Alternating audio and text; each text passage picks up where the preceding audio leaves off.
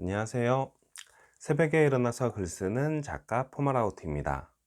오늘은 7월 5일 금요일입니다. 그리고 지금 시간은 4시 33분이 지나가고 있어요. 네.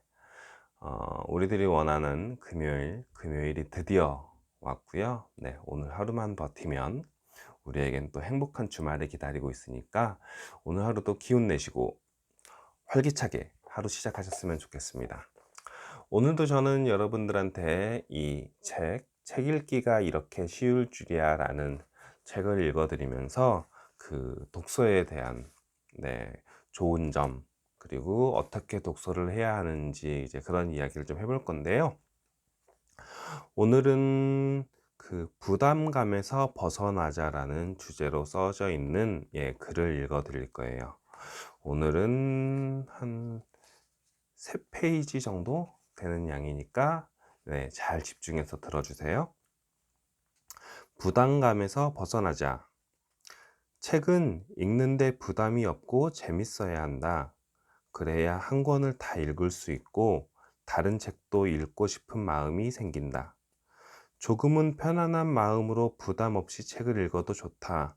책이 나와 맞지 않거나 영 흥미가 없으면 과감하게 덮어버리자. 책에 대한 부담감과 편견을 깨야 비로소 책이 주는 참 재미를 느낄 수 있다. 한 권을 다 읽지 못했다고 해서 틀린 것도 아니고 잘못도 아니다. 읽기를 시도했던 자체가 성공이다. 책은 우리가 정복해야 할 대상이 아니다.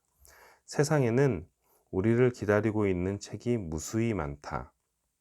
나는 책을 쓰겠다는 뚜렷한 목표가 생기면서 더 치열하게 몰입 독서를 했다. 읽고 싶은 책은 많았고 읽어야 할 책도 많았지만 직장 생활을 병행하고 있는 나로서는 시간의 한계가 있었다. 잠자는 시간을 최소한으로 줄이고 자투리 시간을 이용해서 책을 읽어 나갔다. 책을 읽는 속도는 눈에 띄게 빨라졌지만 활활 타오르는 내 열정에는 미처 따라갈 수 없었다. 한 권의 책을 쓰기 위해 수백 권의 책을 읽어야 하는지 상상하지 못했다. 책을 쓰기 위해 다양한 정보를 찾는 과정 중에 필요한 부분만 골라내는 나만의 방법을 소개해 본다. 먼저 책의 프롤로그를 읽는다. 프롤로그는 책 내용을 간략히 설명하거나 시작을 뜻하는 스토리가 들어있어 저자의 목적을 쉽게 알 수 있다. 다음은 목차를 본다. 목차는 건물을 지을 때 가장 중요한 뼈대라고 할 수 있는데 뼈대를 제대로 세우지 않으면 좋은 건축물이 될 수 없다. 그래서 저자들이 가장 신경 쓰는 부분이 목차인데 목차만 봐도 어느 정도 책의 흐름을 알 수 있다. 목차를 보고 필요한 부분만 골라서 읽어도 된다. 특히 서점에 가서 책을 구입할 때나 도서관에서 대출할 때도 이 방법을 쓰면 효과적이다. 선수 시절을 돌이켜보면 진로, 미래 등 아무것도 스스로 결정할 수 없는 상황이 나를 힘들게 했다. 탁구는 나의 전부였고 내 인생이었다. 탁구가 아니면 내 인생은 실패라고 생각했고 다른 길은 보이지 않았다. 잘하지도 못하는 실력에 앞날이 캄캄한 터널을 지나는 것 같았다. 만약 운동을 잘했다면 지금과는 상황이 많이 달라져 있을 것이다. 같은 운동을 해도 즐기는 선수를 따라갈 재간은 없다. 선수 생활을 그만두고 건강한 몸을 만들기 위해 새로운 운동을 시작했다. 직업이 아닌 취미로 하는 운동이라서 그 시간이 기다려지고 너무 재미있다. 책을 읽을 때도 마찬가지다. 책을 읽어야만 살아남을 수 있는 직업을 가진 것도 아니고 보다 나은 삶을 위해 책을 읽는 것이다. 즐기는 것보다 더 좋은 건 없다. 즐기다 보면 새로운 곳에 눈을 뜨게 되고 작은 시작과 행동들이 우리의 삶을 변화시킨다. 우리는 영화를 보거나 음악을 들을 때면 큰 부담 없이 편안한 마음으로 즐긴다. 책도 영화를 보듯 음악을 듣듯 편안한 마음으로 읽으면 된다. 외워야 한다는 부담감 없이 즐긴다는 생각을 가지면 된다. 나는 학창 시절 선수 생활로 공부하는 담을 쌓고 살았기 때문에 사실 공부에 대한 부담감이 없었다. 그래서 책을 조금은 편하게 읽기 시작했는지 모르겠다. 책을 대하는 태도를 조금만 바꿔도 책이 주는 즐거움을 쉽게 느낄 수 있다. 운동할 때 코치에 따라 가르치는 방법이 달랐다. 배우는 입장에서 어떤 선생님의 말을 들어야 할지 혼란스러웠다. 차차 시간이 지나면 내 것을 찾아 연습에 몰두했다. 의견이 갈렸던 코치 선생님도 실수 없이 잘해 나가는 내 모습을 보고 더 이상 말씀이 없으셨다. 선수가 훈련하는 것은 대회에 출전해서 좋은 성적을 거두는 것이기 때문에 선생님이 가르쳐 준 것과 조금 다르더라도 실수 없이 잘 해내면 된다. 책을 읽는 것 역시 독서가 일상 속 습관이 되도록 하는 것이 중요하기 때문에 자신에게 맞는 방법을 찾으면 된다. 나는 독서법에 관한 책을 수십 권 읽었고 따라해 보기도 했다. 수천 권의 책을 읽고 오랫동안 독서법을 연구해서 책을 낸 저자의 방법도 따라봤지만 나와는 맞지 않았다. 몸에 딱 달라붙어 움직이기 불편한 옷을 입는 것처럼 답답했다. 책 읽는 방법은 운동을 하는 것처럼 정답이 없다. 나에게 맞는 독서법을 찾는 것이 중요하다. 당신에게 맞는 독서법은 무엇인가? 네, 오늘 글은 여기까지입니다. 네. 처음에 이제 책을 뭐 부담 없이 손에 들어야 한다부터 시작을 해서, 네, 이제 뭐 여러 가지 독서법이 있으니까 그 중에 맞는 나의 만의 독서법을 찾으면 된다라는, 네, 그런 내용이 들어 있고요. 마지막에 저자가 주었던 당신에게 맞는 독서법은 무엇인가라는 것을 보면, 저는 뭐 저자처럼 뭐 독서법에 관한 이제 책을 그렇게 많이 읽지는 않아서 솔직히 얼마나 많은 독서법이 있는지는 잘 모르겠어요. 그렇지만 지금 제가 하고 있는 독서법을 보면 저도 뭐 별도로 지금 무슨 독서법이 있는 건 아니고 그냥 하루하루 그냥 꾸역꾸역 읽고 있다라는 느낌으로 해요. 그러니까 독서가 몸에 좋고 공부하는 데 도움이 되고 글쓰기에 도움이 되는 걸 있으니까 그냥 꾸역꾸역 읽고 있는데, 그러면서 이제 한 가지 환경 설정은 해 두죠. 지금은 싱큐베이션이라는 독서 모임에 참가를 해서 이제 내일이면 이제 첫 모임인데, 그런 독서 모임을 나에게 이제 환경 설정을 해 두면 좋은 점이 뭐냐면, 일단은 독서 모임의 규칙이 일주일에 지정 도서를 한 권을 읽어야 되고, 그 한 권을 읽고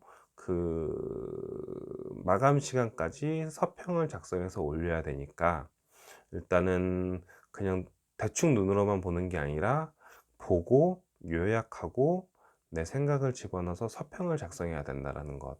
그러니까 조금 더 책에 대해서 좀 분석하고 공부를 하고 나만의 것으로 만들어야 되는 이제 작업을 해야 되는 거잖아요. 그래서 그런 환경을 만들어서 책을 읽을 수밖에 없게끔 이제 그런 환경을 저는 만들어 놓는 편이라서, 뭐 예전에도 이제 그런 독서 모임을, 네, 지금 이제 두 번째 이제 시작을 좀 하고 있어요. 그래서 그런 환경 설정을 해 두는 게 좀 중요하다고 생각을 하고요. 그러지 않을 때는 어떻게 했냐면은, 그것도 이제 저한테 독서의 습관을 들이기에 참 중요했던 것 같은데, 항상 가방 속에 책을 넣고 다니고, 그리고 자투리 시간이 생기면 늘 가방에서 책을 꺼냈어요. 뭐 누군가를 만나러 갔다가 기다려야 되는 상황이 생기면, 전에는 자리에 앉을 곳을 찾아서 책을 읽었고, 근데 지금은 서서도 책을 읽어요. 서서 책을 읽는 버릇이 어떻게 생겼냐면, 저는 지하철을 타게 되면 무조건 책을 읽거든요. 지하철만큼 책을 읽기 좋은 곳이 없는 것 같아서 저는 지하철에서는 무조건 책을 읽는데, 음, 이제 제가 새벽 기상을 하고 그러면서